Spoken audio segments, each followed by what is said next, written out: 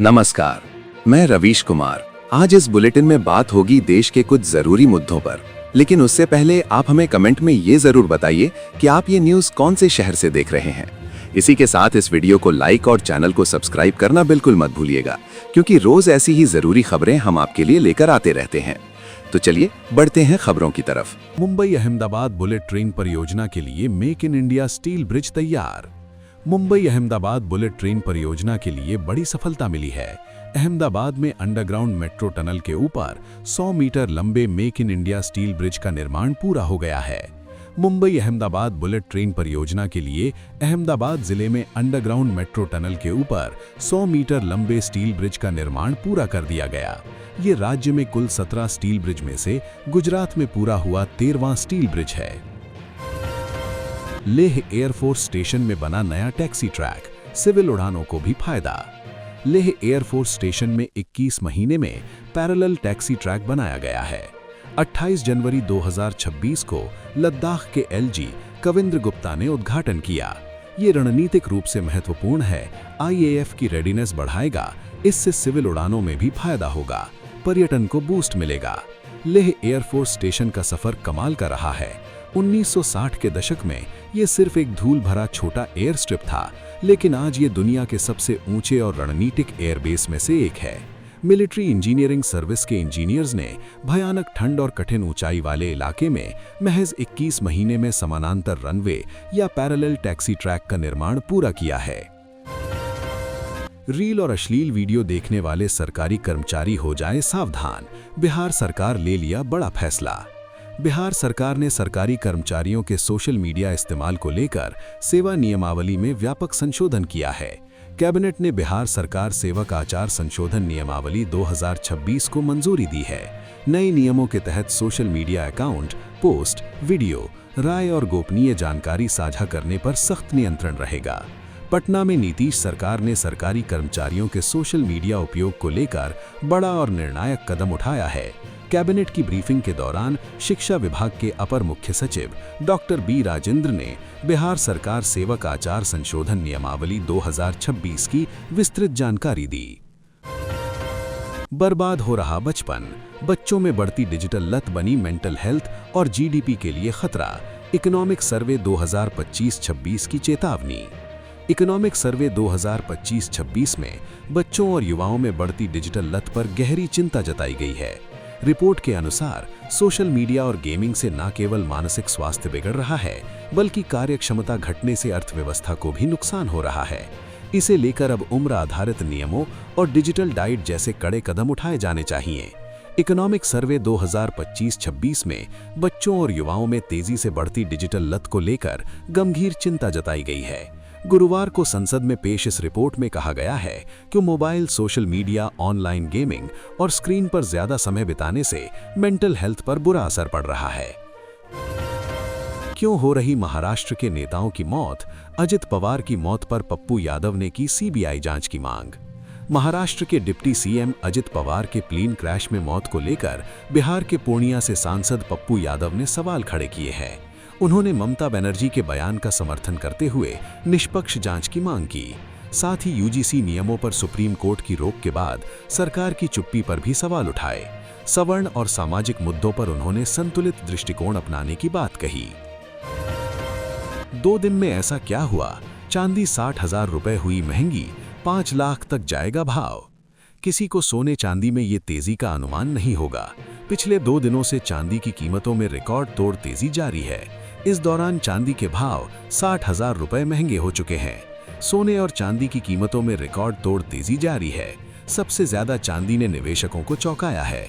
महज 2 दिन में चांदी 60,000 रुपए से ज्यादा महंगी हुई है। वहीं इस दौरान सोना 12,000 रुपए से ज्यादा चढ़ चुका है। इतनी बड़ी उछाल तब आई है जब अमेरिकी सेना ईरान की ओर बढ़ रही है और डोनाल्ड ट्रंप बार बार ईरान को चेतावनी दे रहे हैं। मियां मुसलमानों पर बोले सीएम हेमंत शर्मा, उनको परेशान करो, 5 रुपए मांगे तो 4 ही दो। असम के मुख्यमंत्री हेमंत बिश्वा शर्मा ने मियां समुदाय के खिलाफ विवादित बयान दिया है। उन्होंने कहा कि रोजमर्रा के कामों में इस समुदाय को परेशान किया जाए ताकि वो राज्य छोड़ने को मजबूर हो जाएं। शर्मा ने कांग्रेस पर भी आरोप लगाए कि उसने इस मुद्दे को गलत तरीके से संभाला। असम के मुख्यमंत्री हेमंत बिस्वा शर्मा ने मियां समुदाय के बारे में विवादित बयान दिया है। उन्होंने दावा किया कि उन्होंने पहले बीजेपी कार्यकर्ताओं को सलाह दी थी कि वो उन पर दबाव बनाएं ताकि वो राज्य छोड़ने पर मजबूर हो जाएं। केरल विधानसभा चुनाव।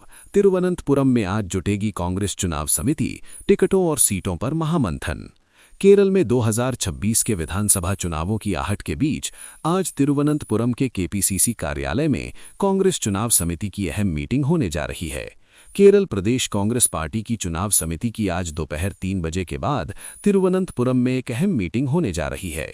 आगामी 2026 विधानसभा चुनावों की रणनीति तय करने के लिए बुलाई गई इस बैठक में उम्मीदवारों के चयन के लिए सामान्य मानदंड तय किए जाएंगे। अखिलेश यादव ने कोलकाता में ममता बनर्जी से की मुलाकात, कहा सिर्फ दीदी दे रही बीजेपी को टक्कर। समाजवादी पार्टी प्रमुख अखिलेश यादव ने मंगलवार को कोलकाता में पश्चिम बंगाल की मुख्यमंत्री ममता बनर्जी से मुलाकात की। संयुक्त प्रेस कॉन्फ्रेंस में अखिलेश यादव ने भाजपा पर तीखा हमला करते हुए कहा कि पार्टी चुनाव आयोग के साथ मिलकर लोकतांत्रिक और धर्मनिरपेक्ष मूल्यों को नुकसान पहुंचा रही है। समाजवादी पार्टी के अध्यक्ष अखिलेश यादव ने मंगलवार को पश्चिम बंगाल की मुख्यमंत्री ममता बनर्जी से राज्य सचिवालय नबन्य में मुलाकात की। सिस्टम का मजाक बन जाएगा, एसआईआर समय सीमा बढ़ाने से एससी का इनकार, अब 3 फरवरी को होगी सुनवाई। पश्चिम बंगाल और तमिलनाडु में एसआईआर की समय सीमा बढ़ाने की मांग पर सुप्रीम कोर्ट में सुनवाई हुई। बंगाल की तरफ से एडवोकेट कपिल सिब्बल ने मामूली कारणों से नोटिस भेजे जाने पर आपत्ति जताई। सुनवाई में चुनाव आयोग ने समय सीमा बढ़ाने का विरोध किया है। पश्चिम बंगाल में मतदाता सूची के विशेष गहन पुनर्निरीक्षण की समय सीमा बढ़ाने की मांग के मामले में सुनवाई टल गई है। अब सुप्रीम कोर्ट मंगलवार 3 फरवरी को इस मामले की सुनवाई करेगा।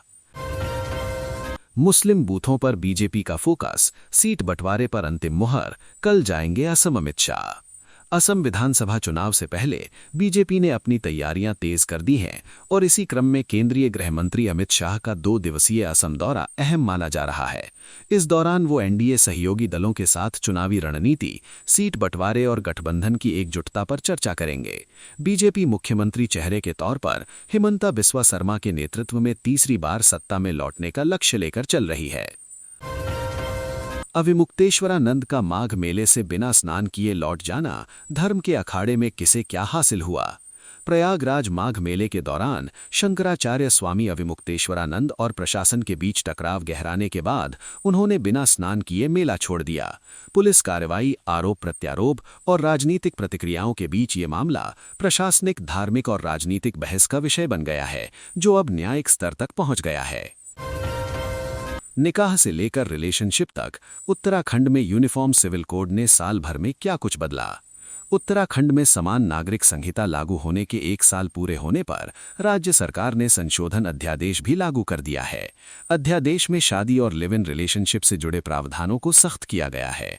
शादी के लिए पहचान छिपाने या गलत जानकारी देने को विवाह रद्द कर देने का आधार बनाया गया है। जब इंदिरा ने 57% कम कर दी रुपए की कीमत, धोखा, विद्रोह और फिर पलटवार कर बनी आयरन लेडी। 1966 में इंदिरा ने पश्चिमी देशों के दबाव में रुपए की कीमत 57% कम कर दी। आगे का समय हलचल भरा था।